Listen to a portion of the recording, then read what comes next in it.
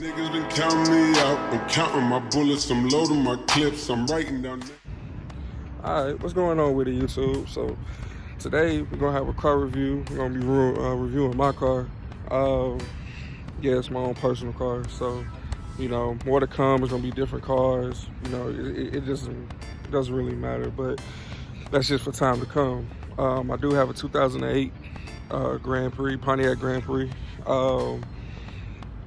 and like I said, I'm just gonna be reviewing it for people who kind of just want to know more in depth about the car, kind of just know what it ensues, what comes with it, the type of mileage you'll get with time, just everything that it comes with. And in this video, that's what I'll be covering. So to kind of get started with it, like I said, 2008 Pontiac Grand Prix. I mean, what you would say, it's your basic car. It's nothing that you would find like, ooh, that's the most fanciest car or anything like that, but it is something that you can say it's a good starter car. It's something that you can look at and be like, it's something that you can get for a decent amount of price. So depending on which one you get, it depends on the range. So the top range versus the bottom range. I do have the bottom range one. It's the base model. The base model only pushes out 200 horsepower. It don't sound like a lot, but again, your everyday car, I mean, it's pretty decent. To your top model, which is the Pontiac GXP, Grand Prix GXP, and those can push up to about 330 horsepower. So it just depends on what you're looking for. Now, if you're like me, who I love horsepower, so I've actually been looking at different things for this car. You can add things to it to make it faster. You can add things to it, and make it more agile. You can do a lot of things to these type of vehicles because, again, they're common. So as common as they are, the more parts they develop for them in the aftermarket. I know a lot of people don't look at stuff like that, but I do. So I'm just one of those people. But right now we're about to take it out on the road, see how it is to drive, and I'll just give you some more information about it. All right.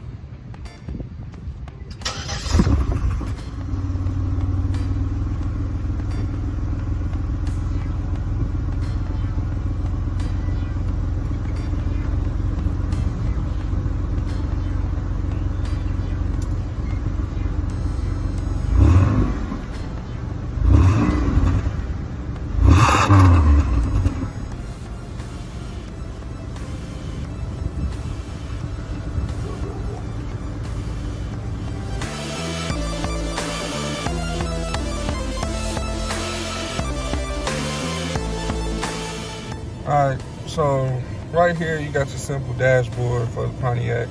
I think it ranged across the Pontiac Grand Prix and the Pontiac G8. Correct me if I'm wrong, but I believe that's true. Then again, you got everything else. This comes in every Grand Prix. I believe it comes in every Pontiac. Again, correct me if I'm wrong. I have my own radio installed in here, but the bass radio was just fine. I like loud music, so it was just one of those things for me that I needed to do. Your standard shifter, nothing too crazy. You know, gotta have your hand sanitizer right now, because that's the perfect time for it. And my mask is right there, but I'm not around anyone, so I don't really need it. But yeah, let's get up on the road and see how it goes. All right, setting off in the 2008 Pontiac Grand Prix. Like I said, you know, I'm probably gonna keep repeating myself, and I apologize for that. But it's one of those cars that you don't look at and say, "Ooh, I want that car." But for a first car, a beginner's car, you know, something to learn on, honestly, I feel it's perfect. I feel like it's the perfect vehicle. Not, you know, as perfect as, say, you know, like a Toyota or what's another, you know, Mitsubishi. Just like practical cars, Honda, you know, just practical cars. Like those type of vehicles I feel are more safe, maybe, you know, if you want to put it in that category. But in my kind of region, you know, I feel like this is probably one of those cars that is a great car to teach and learn from. Because a lot of people, to me, these days kind of need challenges when they're driving. If you don't have a challenge, to me, I feel like you're kind of not going to learn. So you're going to always know just the basics. And not saying that the basics aren't a good thing, but, you know, sometimes having just a basic all the time will kind of mess you up. And I feel like a lot of people don't understand that. And then my vehicle, like I said, is the base model. So the base model really isn't, you know, like I said, it's only 200 horsepower. So it's nothing to get excited about. My vehicle, I don't know, maybe because it was taken care of, but it's definitely faster or quicker than the average Grand Prix base. You know, then you step up and you have the Grand Prix GTP. The GTPs have a supercharger on them, so those are naturally faster. I don't know the exact horsepower, but it's not too much more than the base is. And then, like I said, then you get to the Grand Prix GXP, which, like I said, makes around 330-ish horsepower. So, depending on what you think about certain vehicles, what, you know, vehicles kind of, I guess, stick out to you, it's kind of what you're going to go with. You can look at certain things like, oh, well, this is something for me. Okay, cool. But then, you know, don't ever just shun away from a vehicle that, you know, maybe it's not you, but maybe it looks cool, or maybe, you know, someone close to you says, hey, you know, maybe you should check this vehicle out. Because sometimes the cars that we feel are just for us, sometimes it's not. Sometimes it's really not for us. Sometimes it's just cars that we have to kind of sit back and say, hey, maybe it just wasn't for me. Maybe it wasn't my time to have that vehicle. And I've had a lot of those. Believe it or not, I've had a lot of those kind of talks with myself. Like, you know, hey, you know, maybe it just wasn't that time. Because, like I said, I love muscle cars. That's my thing. So, you know, for a person who loves muscle cars, you know, of course, I would love to get, you know, a muscle car. And this is considered a muscle car. But, you know, believe it or not. But yeah, like, every car has its own, you know, type of feel to it. Don't ever just get discouraged by, you know, oh, I can't get this car now. Because like I said, I've been down that road where, you know, I wanted a certain car. Because like I said, I love muscle cars. And this is considered a muscle car. Yes, it's a V6. Yeah, I mean, you know, those type of things kind of, you know, ruffle a lot of feathers. But they are considered muscle cars. I mean, just without the muscle, if that's what you want to hear. So just depending on what you like, depending on what you want, you know, it's kind of one of those type of things. Don't ever let someone say, "Oh, you can't do it," because you can. You know, like you can get to whatever car you want to, or you know, just anything in life. Anything in life you want to do, just do it.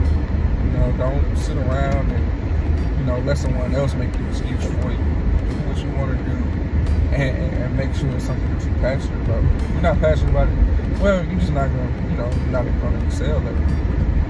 And I don't like the word try.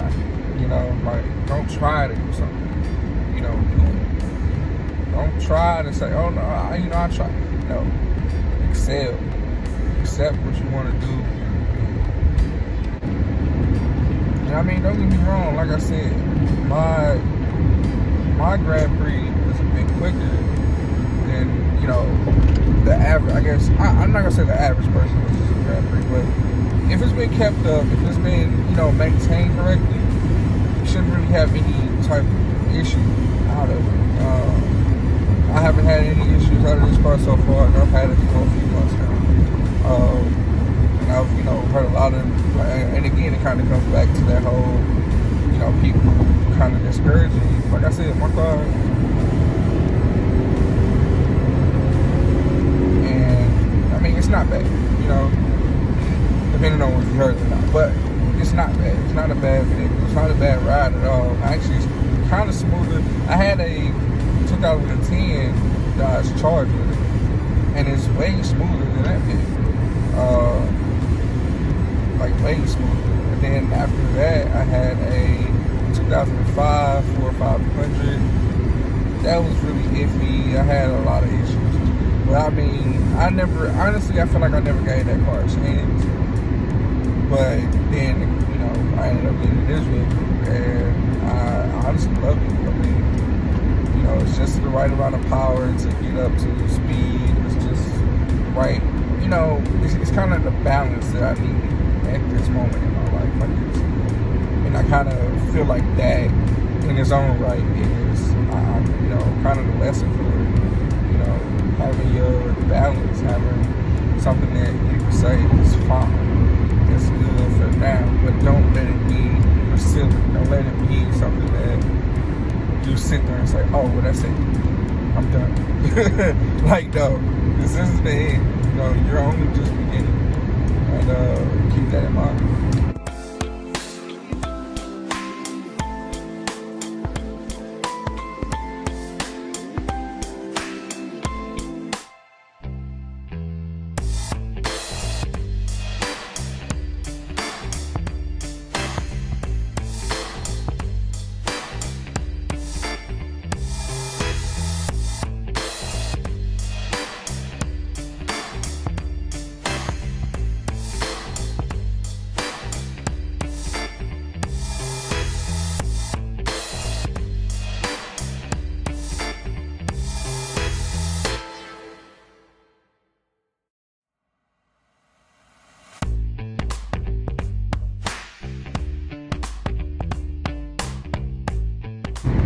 So before I go and, you know, leave you off this video, remember one thing: God loves you.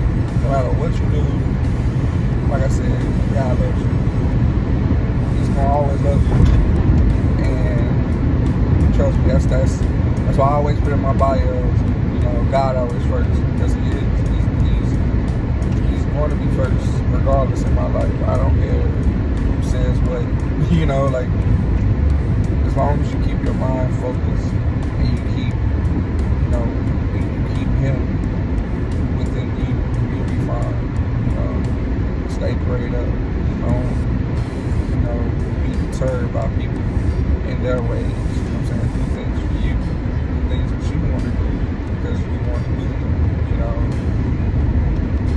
And, yeah, man, I mean, that's kind of how I'm ending. So, if you enjoyed this, like, subscribe, hit the notification bell, man.